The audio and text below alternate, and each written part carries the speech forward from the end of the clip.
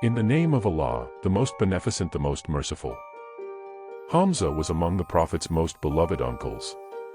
During one of the battles, Hind, the wife of Abu Sufyan, the arch-enemy of the Prophet, had ordered her slave to find Hamza and pierce him with his arrow.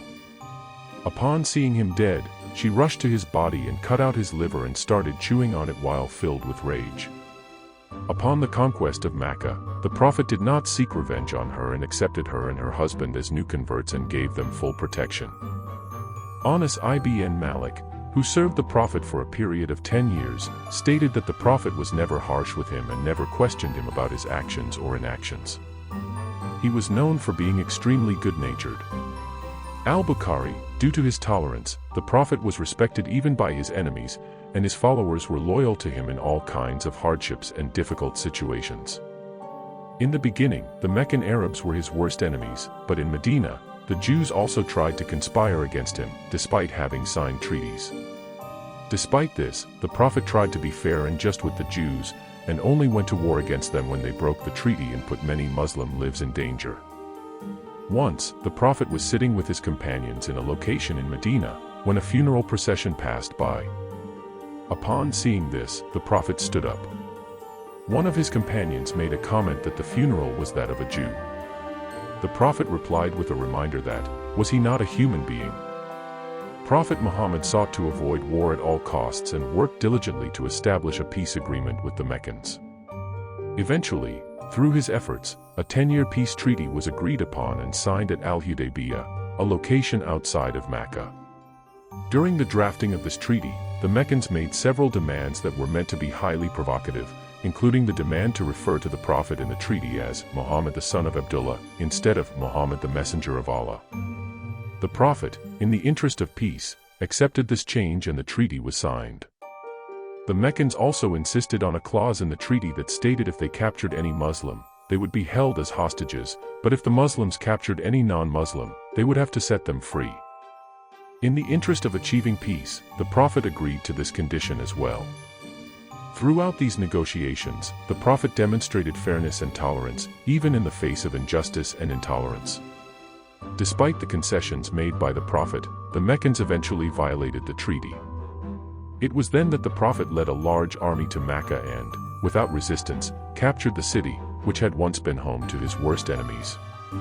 As previously stated, the Prophet and his followers faced significant hardship during their 13 years in Mecca, and even after their migration to Medina. His own tribe, as well as members of his family, continued to oppose him, not only in Mecca, but also in Medina, fighting against him for over 20 years. They left no stone unturned in their efforts to inflict the worst kind of suffering on him and his followers, which in Mecca included torture, sanctions, seizing their possessions, separating families, and killing them wherever they could be found. With the help of God and the steadfastness of the Prophet and his companions, they were able to finally conquer Mecca. The leaders of Mecca came to the Prophet fearing that he would kill them as conquerors often did in those times, but instead he declared, "Go. You are all free." Authenticated by Al-Albani. The Prophet Muhammad's compassion and forbearance extended even to his enemies. This tolerance often amazed those who had opposed him and ultimately led to their conversion to Islam. As a result, the message of Islam spread throughout the world and is now followed by 1/5 of the global population. These are just a few examples of the Prophet's noble character and tolerance. Aisha, one of his wives, was asked about his character and simply stated that the character of the Prophet was the Quran. He lived according to the principles outlined in the Quran and treated others with kindness and respect. He never physically harmed anyone, including servants or women, and only sought retribution for wrongs committed against God's commandments. This upright conduct earned the Prophet great respect.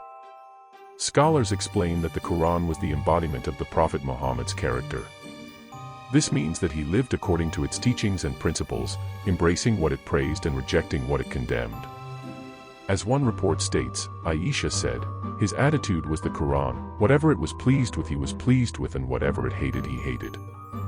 As the last prophet and messenger to mankind, there will never be another quite like him. However, as his followers, we can strive to adopt his gentle qualities and high moral standards into our daily lives, using his life as a practical guide for self-improvement. Prophet Muhammad's character and qualities are not only for Muslims to follow, but for anyone who is sincere in learning about him, praising his noble character, and seeking to emulate it.